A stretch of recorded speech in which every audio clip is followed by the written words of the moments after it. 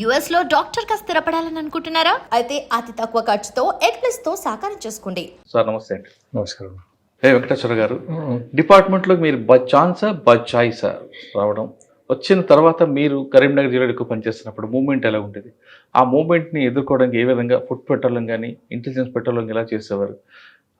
మీకు టీం ఎలా దొరికింది? ఆఫీసర్ సపోర్ట్ ఎలా ఉండేది? అంటే ఇప్పుడంటే మూవ్మెంట్ లేదు కాబట్టి అందరూ ప్రశాంతంగా ఉన్నారు, హ్యాపీగా తిరుగుతున్నారు, యూనిఫామ్ వేసుకొని తిరిగేవి. కానీ ఒకప్పుడు మీరు యూనిఫామ్ వేసుకొని తిరగలేని రోజుల్లో ఏ విధంగా ఉండేది? మీరు ఒకసారి ఇంటి నుంచి ఆఫీస్కి వచ్చిన తర్వాత మీ ఇంట్లో ఫ్యామిలీ గారు ఏ విధంగా టెన్షన్ పడేవారు? ఎందుకంటే మీరు తిన్నదనగండం దీర్ఘాశ్మ పరిస్థితి పనిచేసే రోజులు కరీంనగర్ అనగానే హార్ట్ బెల్ట్. ఇప్పుడు ఇంట్లో పోలీస్ ఫ్యామిలీస్ అందరూ కూడా ఎంత టెన్షన్ పడేవారు?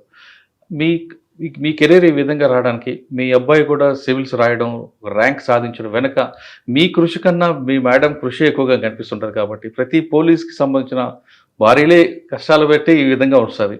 మీ వైఫ్ ఏ విధంగా కష్టపడ్డారు? ఇప్పుడు మీకు జరుగుతున్న జైపూర్లో క్రైమ్ ఏ విధంగా ఉంది? ఒకప్పుడు క్రైమ్ ఎలా ఉంది? ఇప్పుడు మీకు చుట్టూ హార్డ్ కోడ్ బెల్ట్ కనిపిస్తుంది, ఒక పక్క ఛత్తీస్గఢ్ బార్డర్, ఆ బార్డర్ నుంచి ప్రాబ్లం ఎలాగ వస్తున్నాయి? ఈ అన్ని ప్రశ్నలకు సమాధానం చెప్పే ముందు ఒకసారి వెంకటేశ్వర గారి కుటుంబ నేపథ్యం, పోలీసు యూనిఫామ్ ఇందాక అడిగినట్లుగా బై ఛాన్సా బై చాయిస్? పోలీస్ రావడం అనేది చాలా నా అదృష్టంగా భావించిన. ఎందుకంటే నేను 26 జనవరి నా బర్త్డే. మా నాన్న జెండా ఎగిరేసే టైంలో నేను జన్మించడం జరిగింది. మా నాన్న సర్పంచ్, మా నాన్నగారు మా ఊరికి. మాది ఆదిలాబాద్ డిస్టిక్ హెడ్ క్వార్టర్ పక్కన చాందట్టి గ్రామం.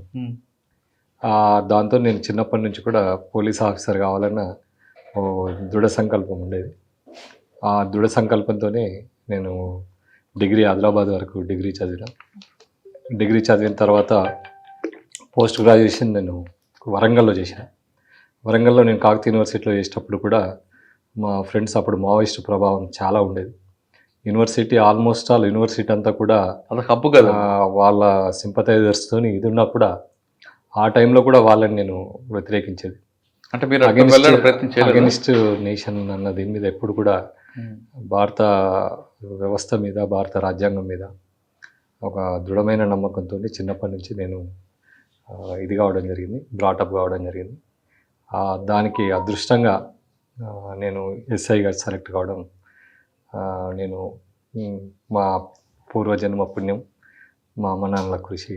ఈ రకంగా నేను ఇప్పటి వరకు సర్వీస్లో ఎలాంటి ఎడుదొడుకులు లేకుండా అన్ని డిపార్ట్మెంట్లో పనిచేయడం జరిగింది. దానికి నేను నా అన్యత అందరికీ అంటే ముందు మీ తల్లిదండ్రులకి, తర్వాత మీ గురువులకి, వీళ్ళందరికీ మీరు చెప్పుకుంటూ వస్తున్నారు. ధన్యవాదాలు. ఓకే సార్, ట్రైనింగ్ అయిన తర్వాత ఫస్ట్ పోస్టింగ్ ఎక్కడ వచ్చిందండి? మాది 1995 బ్యాచ్.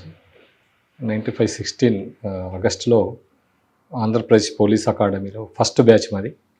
అక్కడ ట్రైనింగ్ 9 నెలల శిక్షణ అనంతరం, తర్వాత బటాలియన్ గ్రౌండ్ శిక్షణ అనంతరం కరీంనగర్ రావడం జరిగింది. మా ఆదిలాబాద్ జిల్లా నుంచి, అప్పుడు ఉమ్మడి ఆదిలాబాద్ జిల్లా నుంచి మా బ్యాచ్లో 4 మాత్రమే సెలెక్ట్ అయినాం. అందులో నేను ఒకరిని. మిగతా ముగ్గురు ప్రకాష్, ఇప్పుడు మంచిర్యాల, ఆయన బోత్ ప్రాపర్ సార్. శ్రీనివాసరావు అని చెప్పి మందమర్రి ప్రాపర్, కరుణాకర్ రావు అని ఖానాపూర్ ప్రాపర్. మేము 4 వచ్చి పనిచేయాలి. అప్పుడు చాలా మట్టు కూడా నేను ఎస్ఐగా సెలెక్ట్ అయినప్పుడు అప్పటికి నేను ఐటీడీఏలో టీచర్గా చేసిన, 1 ఇయర్ టీచర్ చేసిన.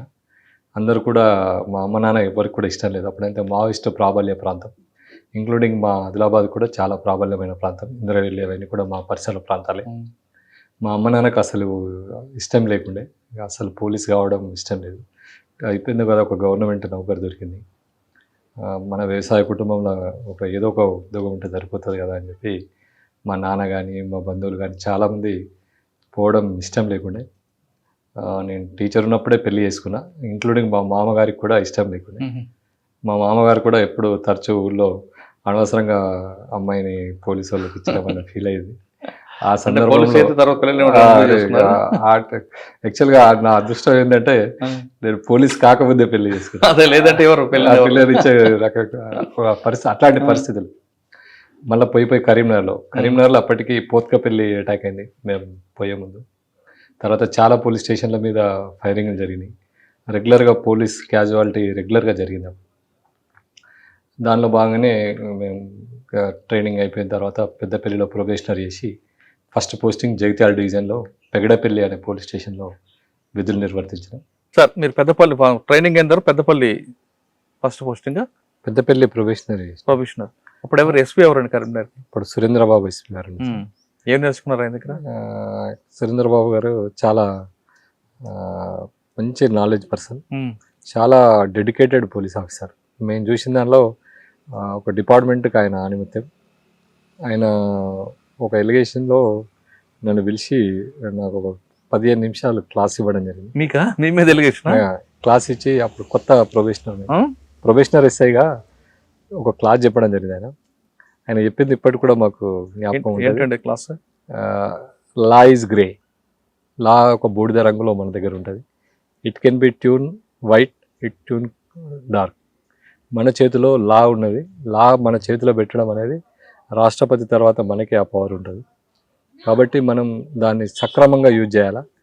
ఒక కేసుని 323గా మనం కేసు సెక్షన్ చేయొచ్చు. ఒక దెబ్బ తాకిన కేసుని, ఒక కొట్టిన కేసుని 324 కింద చేయొచ్చు. అదే కొట్టిన కేసుని 307 కూడా చేయొచ్చు. 302 కూడా చనిపోతుంది దెబ్బ తగిలితే. అట్లా లా అనేది మన చేతిలో, మనం అది applicable is the right way. మనం లా అప్లికేషన్ చేస్తున్నప్పుడు రైట్ వేలో అప్లికేషన్ చేస్తే ప్రాపర్గా మనం సొసైటీని మనం అదుపులో పెట్టగలుగుతాం. అది మనం నేర్చుకోవాలి ఫస్ట్ అని చెప్పి చెప్పడం జరిగింది. కలర్ బాగా చెప్పారు ఆయన. Law grey colour. Law is a grey.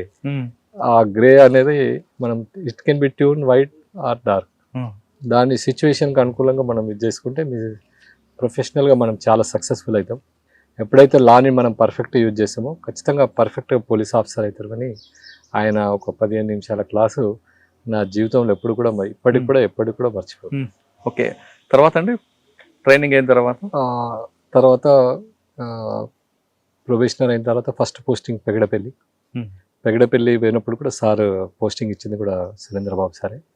అప్పుడు మా జగిత్యాలలో బాలసుబ్రహ్మణ్యం ఏఎస్పీ గారు ఈజ్ మై రోల్ మోడల్. ఆయన కూడా ఎప్పుడు చాలా తెలివిగల తమిళ బ్రాహ్మణ్. 24/7 డెడికేటెడ్గా పనిచేయడం జరిగింది ఆ రోజుల్లో. ఆయన టైంలో కోరుట్ల, మెట్పల్లి ఏరియాలో చాలా ఫైనాన్స్ చీటింగ్ చాలా పెద్ద ఎత్తున ఉండేది. ఆ ఫైనాన్స్ చీటింగ్ అంతా కూడా సార్ పర్టికులర్గా లీగల్గా ప్రాపర్గా ఇచ్చేసి అక్కడ ఉన్నటువంటి ఆ మోసాల్ని, ఆ చిట్టి మోసాలు కానీ, తర్వాత డిపాజిట్ మోసాలు కానీ అన్నీ కూడా ఇచ్చేసి అక్కడ ఉన్న ఫైనాన్స్ వ్యవస్థను అంతని కూడా దాన్ని ఇచ్చేసి అక్కడ దాదాపు జగిత్యాల డివిజన్ ప్రజలందరికీ కూడా ఫైనాన్స్గా నష్టపోకుండా చాలా కాపాడి ఈరోజు ఆ డివిజన్ అట్లుందంటే ఆయన చెలువని అనిపిస్తుంది. సార్ అది కాకుండా జగిత్యాల అనగా నక్సల్స్ మూవ్మెంట్, మరోవైపు కోరుట్ల మైగ్రేట్ పామ్ లేబర్, ఈ రెండు ఇష్యూస్ ఎలా సార్ట్ అవుట్ చేసుకుంటారు? తర్వాత దానిలో ఇది ఫైనాన్స్ మేజర్ ప్రాబ్లం ఉండే. రెండవది ఇంకో మేజర్ ప్రాబ్లం మావోయిస్ట్ కూడా. అప్పుడు మేము జగిత్యాల పోయిన క్రమంలో 4 మావోయిస్ట్ దళాలు, 4 దళాలు తిరిగేటి. ఏమండి? పెగడపల్లి జగిత్యాల దళం ఒకటి, మల్యాల దళం ఒకటి, మెట్టపల్లి దళం ఒకటి, సిరిసిల్ల దళం ఒకటి. ఈ 4 దళాలు కూడా మానాల బేస్గా, తర్వాత రాయకల్ సారంగపూర్ బేస్గా ఆర్గనైజేషన్ చేస్తూ ఉండేది.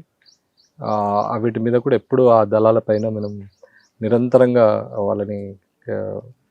వాళ్ళ యొక్క సింపథెటిక్ వ్యవస్థని కానీ, వాళ్ళకు ఉన్నటువంటి మిలిటెన్సీ వ్యవస్థని కానీ, వాళ్ళకు ఉన్నటువంటి ఫైనాన్షియల్ వనరులు కానీ, తర్వాత వాళ్ళకు ఉన్నటువంటి ఆయుధ దళాలను కానీ, సాయుధ దళాలను కానీ నిరంతరంగా కరపు చేస్తూ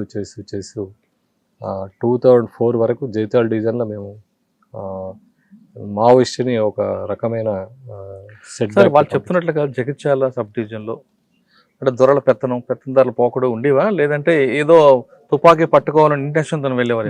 అంటే ఐడియాలజీ కాకుండా. ఎస్ మీరు కరెక్ట్ క్వశ్చన్ అడిగారు.